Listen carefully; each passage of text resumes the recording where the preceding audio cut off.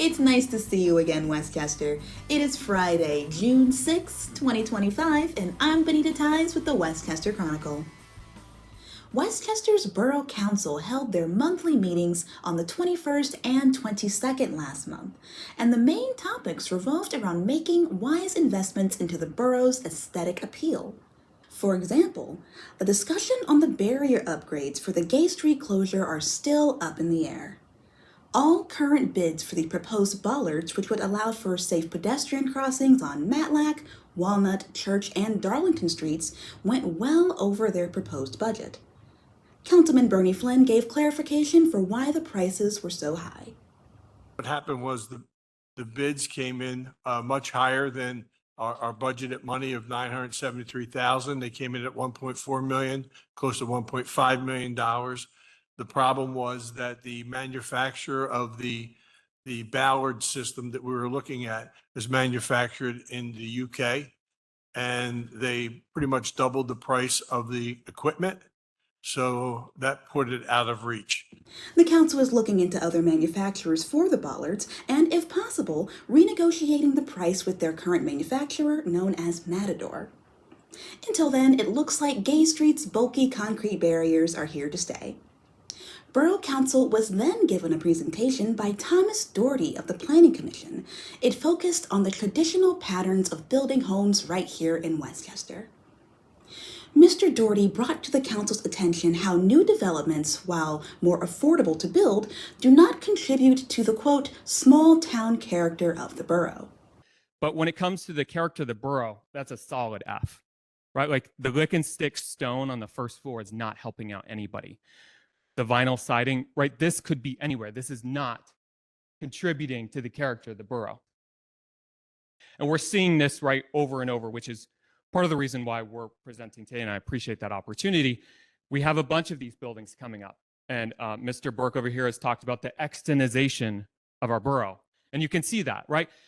And I'm not, I'm critiquing its inability to contribute to the character of the borough with, I hope, not just critiquing the projects.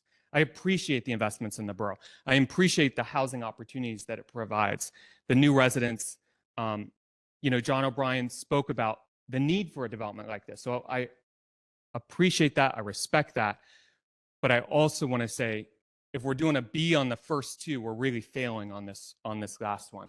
Developers will, more often than not, go for the lowest price for materials for their projects. However, even though the apartment complexes are, quote, cheaper, it may not be that far from the price of getting the materials that keep that classic borough style. And one of the things I wanted to point out is that even on the right, 21 apartments, and those are apartments or condos, but look at the price tag that's associated with these. I think very often the assumption is we can't build nice things. Apartments are the only feasible way of bringing new housing. But the complexity of these buildings, and Jim could talk to this more coherently than I can. We're both working as architects, but Jim does this on a daily basis. The complexity of these larger structures ups this per square foot cost of these units. Eli's, single bedroom, 600 square foot units over there are way more expensive per square foot than anything else that's being built in the borough as any other residential building, because of the garage, because of the elevators, because of all the code constraints and all that. So per studio. So Jim is saying that's probably 400 per studio apartment. So keep that in mind to construct. So it's not as if it's drastically cheaper to keep these doors, to build these rental units. So on the bottom, it was just, how many new housing units were built in Westchester in 2023? Grand total of 1. And then housing units built in Chester County. So the number one critique people have is we can't build nice things anymore. They cost too much. We're dealing with a housing crisis. We can't focus on character when we're dealing with a lack of housing. And I think that we are dealing with a housing crisis. This isn't the first time we're dealing with a housing crisis. And if there was a second theme to the comp plan, it is attainability. So again, from the comp plan, the relatively high price of owner-occupied housing limits opportunities for community professionals, including teachers, professors, police officers and others from purchasing housing in the borough. With a growing senior population, elderly residents will likely find it increasingly difficult to stay in the borough. Mr. Doherty brought light to the fact that many of the historic residencies in the borough could not be recreated today as they go against Westchester's current zoning ordinances. In order for the character of the borough to be preserved, properties would have to find loopholes to get through the ordinances. Or the borough could go through the process of amending the various codes themselves. Either way, it's a difficult process to navigate for everyone involved. Right now, there are 4 proposed complexes in the works for the borough. The Rubenstein's property on East Market Street, Mitch's Gym on West Market Street, the Burger King property on South High Street, and the Wyeth property on East Neal Street. So what do you think? How do you feel about the new complexes that have been made or are in works to be made in the borough? Do you value the red brick and stone, or are you all right with the blue and beige townhomes? Let us know by posting a comment below. And you can watch the full presentation by clicking on the link in the description. And speaking of our borough's small town charm, Westchester Taps is here for the summer. Every Wednesday from 5 to 7, there will be a borough-wide happy hour where participating locations are offering a select list of $5 beers, $6 wines, and $7 cocktails, in addition to appetizer specials. Westchester Tap started on May 28th and will go until August 27th. Remember, fun spent in the borough, stay in the borough. So enjoy your Wednesday evenings by heading downtown. You can learn more about the participating locations by going to downtownwestchester.com. And now, here's Darren with the sports. What have you got for us this week, Darren? In national news, in a powerful moment that blends sports, history, and social progress, Westchester native and former NFL defensive end Carl Nassib has been honored by the Smithsonian Museum in Washington, D.C. Nassib, best known for making history as the first active NFL player to come out as gay, but now has his story featured in a permanent exhibit at the National Museum of American History. Titled Courage in Cleats, the Carl Nassib Story. The display highlights his impact both on and off the field, including his time with the Las Vegas Raiders and his public support for the LGBTQ+ community. The exhibit includes game-worn gear, personal letters from fans, and tributes to his role in changing the culture of professional sports forever.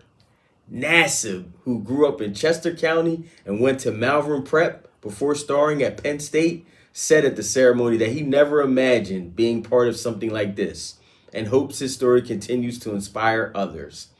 The exhibit opened as part of Pride Month and cements Nassib's legacy not just as a fierce competitor, but as a trailblazer for inclusion in sports. In the soccer world, the Philadelphia Union have climbed to the top of the mountain and they're not looking back. After a gritty stretch of games, the Union now sit proudly at number 1 in their division, proving once again that grit, grind, and goals are now the Philly way. Led by head coach Jim Curtin and powered by stars like Daniel Gazdag and Julian Carranza, the Union have found their rhythm on both ends of the goal lines. A mix of seasonal leadership and rising young talent has the team firing on all cylinders, with fans at the Subaru Park bringing the same energy as the players on the field. It's still early, but Philly's showing they're the team to beat and why no one should sleep on them this season. Buckle up, because this squad could potentially be ready to take us on a magical championship ride. Go Union!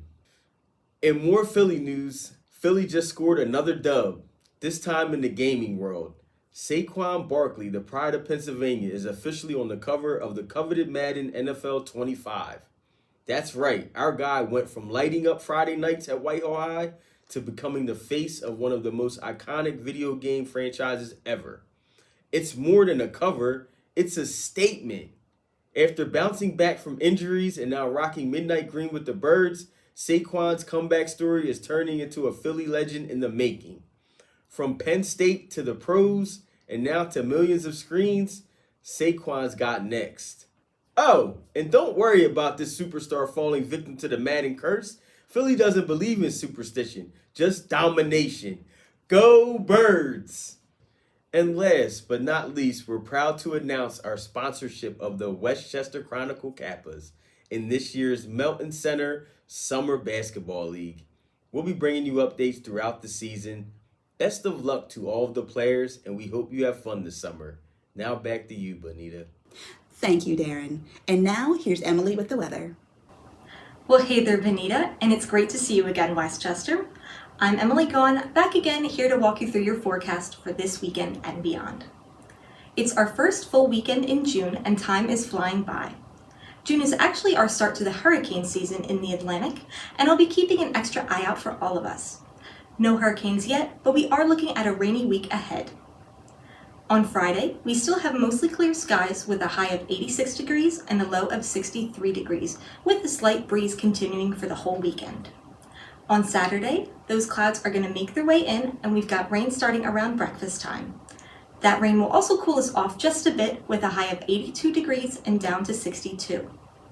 Sunday's high is virtually the same, up to 82 and back down to 62 degrees. That rainstorm will continue throughout the day steadily, but it should be pretty light. Taking a look into next week, Monday is going to give us a little break in the rain.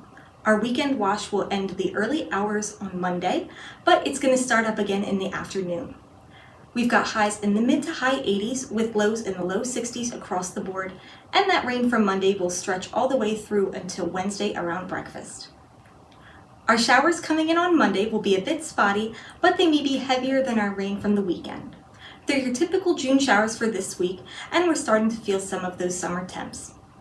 Additionally, for these past few days, Chester County has been under several air quality alerts thanks to a new sprout of wildfires in Canada. To see alerts for air quality and other weather, visit weather.gov. And stay dry out there. Back to you, Bonita. Thank you, Emily. We here at the Westchester Chronicle would like to wish our viewers a very happy Pride Month. In 1999, our federal government under then President Bill Clinton began to officially recognize June as Pride Month for the LGBT plus community. Join Westchester in celebrating Pride on June 7th from noon to 5 p.m. at Pride Fest, hosted by the LGBT Equality Alliance of Chester County. The celebration will take place at 14 Gay Street in Phoenixville and will include live music, food, craft vendors, entertainment, and activities for all ages. But the party does not stop there. Celebrate Pride at Teen and Tween Kindness Rocks for Pride Month event at our own Westchester Public Library on June 17th from 3:30 to 5, where you can paint rocks with special messages of love and acceptance. You can leave them there or you can take them with you. Our editor-in-chief, Kyle Hudson, sat down with Carrie Stare, president of the LGBT Equality Alliance of Chester County, to talk about Pride Fest. I'm Kyle Hudson from the Westchester Chronicle, and I'm here with Carrie Stare, president of the LGBT Equality Alliance. How are you, Carrie? Hey, Kyle, it's great to see you. I'm doing good, busy, keeping busy. How are you? Same. We've been very busy here at the Chronicle, but we wanted to catch back up with you because we spoke last year, and Pride Fest is coming up again. So why don't you tell me about your organization? What is the LGBT Equality Alliance? Sure. So LGBT Equality Alliance, we are the leading LGBTQ plus organization here in Chester County. We cover the entire county. Our office is located in Phoenixville, but we try to have events and programs throughout the county. We advocate for safe, supportive spaces. We host community events. Our organization is the one that puts on Pride Fest every year.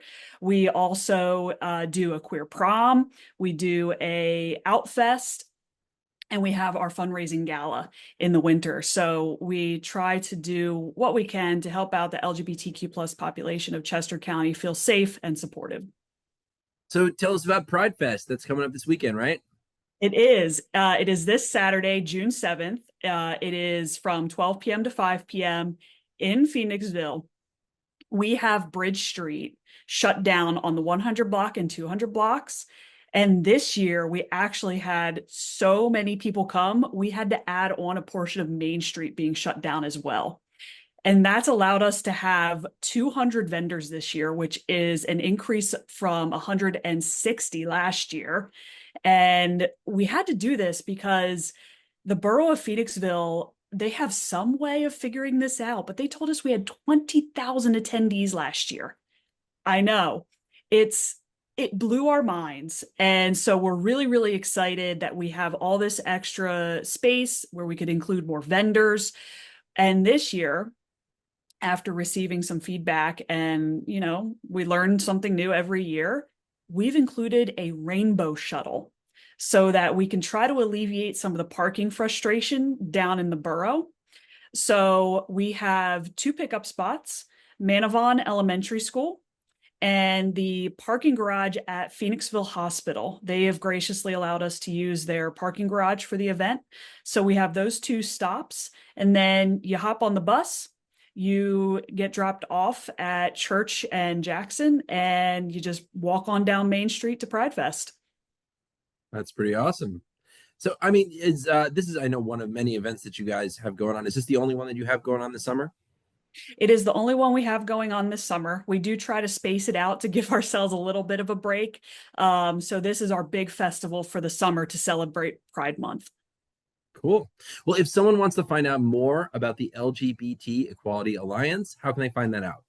Yeah, absolutely. We have our website, lgbteachesco.org. We are on Facebook, LGBT Equality Alliance, Instagram, same thing, LGBT Equality Alliance, and we are actually now on Blue Sky under the same name. Cool. Well, we're going to be covering Pride Fest, so we'll see you there.